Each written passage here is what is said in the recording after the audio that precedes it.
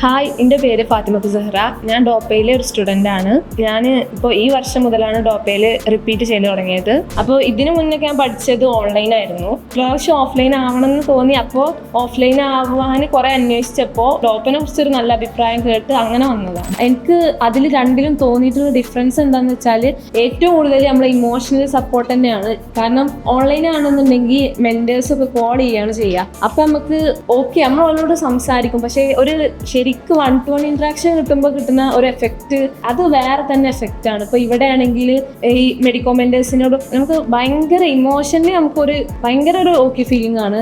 ഇവിടുത്തെ okay ഹോസ്റ്റലാണെങ്കിലും atmosphere ആണെങ്കിലും study materials ആണെങ്കിലും ക്ലാസ് ആണെങ്കിലും ഒക്കെ നല്ലതാണെന്നുള്ള ഒരു അഭിപ്രായം കേട്ടിട്ട് അങ്ങനെ വന്നതാണ്. ഇവിടെ ഇപ്പോൾ ഞാൻ റെസിഡൻഷ്യൽ ബാച്ചിലാണ്. ഇവിടെ ഞങ്ങൾക്ക് ഒരു ആദ്യം റെക്കോർഡ് സെഷനായിട്ട് ക്ലാസ് കാണാനുണ്ടാവും. അത് കഴിഞ്ഞ് പിന്നെ ലൈവ് സെഷൻ വരും. അപ്പോൾ റെക്കോർഡ് സെഷനിൽ നിങ്ങൾക്ക് എന്തെങ്കിലും ഡൗട്ട് ഉണ്ടെങ്കിൽ ക്ലിയർ ചെയ്യാൻ പറ്റാത്തതുകൂടിയും ലൈവ് സെഷൻ ആകുമ്പോൾ നിങ്ങൾക്ക് അത് ക്ലിയർ ചെയ്തിട്ട് പോവാം. സാർമാരുണ്ടാവും. അപ്പോൾ ഡയറക്റ്റ് ആയിട്ട് 1-to-1 ഇൻട്രാക്ഷനിലൂടെ ക്ലിയർ ചെയ്തിട്ട് പോവാം. പിന്നെ ഇവിടുത്തെ ഒരു പ്രത്യേകത ആഷിഖ് സാറിൻ്റെ മോർണിംഗ് മീറ്റിംഗ് ഒരു 15 മിനിറ്റ് ഉണ്ടാവും, 8:45 മുതൽ 9 മണി വരെ.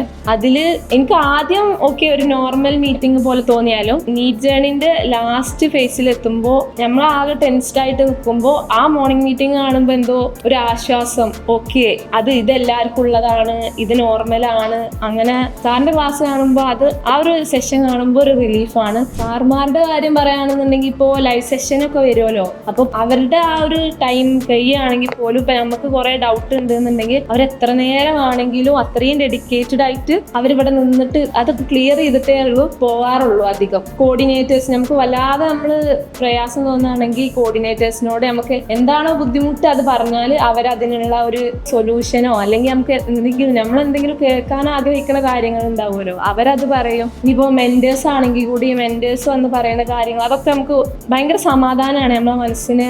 മെഡിക്കോ മെൻറ്റേഴ്സ് ആയതുകൊണ്ട് അവർക്ക് നമ്മുടെ ഇതേ ജേണിയിലൂടെ ആയിരിക്കും അവർ കടന്നു പോയത്. അപ്പോൾ നമുക്കിപ്പോൾ എന്താണോ ഫീൽ ചെയ്യുന്നത് അതൊക്കെ അന്ന് അവർക്ക് ഫീൽ ചെയ്തതായിരിക്കും. അപ്പോൾ അന്ന് അവരെന്താണോ ചെയ്തത്, അന്ന് അവർക്ക് എന്താണോ എഫക്റ്റീവായിട്ട് തോന്നിയത് അതൊക്കെ നമുക്ക് പറഞ്ഞു തരുമ്പോൾ നല്ല ഹെൽപ്ഫുൾ ആണ് അവരുടെ ഒരു ടോക്ക് എന്ന് പറയുന്നത്. ഡോപ്പ് എനിക്ക് ഏറ്റവും കൂടുതൽ ഹെൽപ്ഫുൾ ആയത് എങ്ങനെയെന്ന് ചോദിച്ചാൽ, ഞാൻ ഭയങ്കര ക്വസ്റ്റ്യൻ ചെയ്യാൻ മടിയുള്ള ആളാണ്. ഞാനായിട്ട് ഇരുന്ന് ക്വസ്റ്റ്യൻ എന്തായാലും ചെയ്യൂല. ഒന്നെങ്കിൽ ചിലപ്പോൾ ഇന്നൊരാൾ മോണിറ്റർ ചെയ്യാൻ വേണ്ടി വരും, അല്ലെങ്കിൽ ഞാനായിട്ട് എന്തായാലും എക്സ്ട്രാ എഫേർട്ട് എടുത്ത് ക്വസ്റ്റ്യൻ ചെയ്യുക എന്ന് പറഞ്ഞാൽ എനിക്ക് ഭയങ്കര മടിയുള്ള കൂട്ടത്തില്ല. ക്ലാസ്സിലെ ക്വസ്റ്റ്യൻസ് ഞാൻ ചെയ്യും, അത് എത്ര ആണെങ്കിലും ചെയ്യും. പക്ഷേ അത് മാത്രം പോരല്ലോ, നമ്മൾ മാക്സിമം ക്വസ്റ്റ്യനായിട്ട് എക്സ്പോഷർ ആവുക എന്നുള്ളതാണല്ലോ. ഇവിടെ വന്നപ്പോൾ ഇവിടെ ലാസ്റ്റിക്കായിട്ട് മൊത്തം എക്സാം സീരീസാണ്. എക്സാംസ് എന്ന് പറഞ്ഞാൽ ഇന്ന് എക്സാം, നാളെ എക്സാം, ഇന്ന് തന്നെ കുറേ എക്സാം. അങ്ങനെ എക്സാം എഴുതുക എന്ന് പറഞ്ഞാൽ ഒരു വലിയ കാര്യമല്ല. കാരണം ഇന്ന് എക്സാം എഴുതാം, ഓക്കെ ഞാൻ എക്സാം എഴുതാം, അത്രയും റെഡി ആയിട്ട് അങ്ങനെ ഒരു എക്സാമിനോടുള്ളൊരു ഫിയർ നമുക്ക് അങ്ങനെ പോകും. അതുകൊണ്ട് എനിക്ക് അങ്ങനെ കുറേ ക്വസ്റ്റ്യൻസ്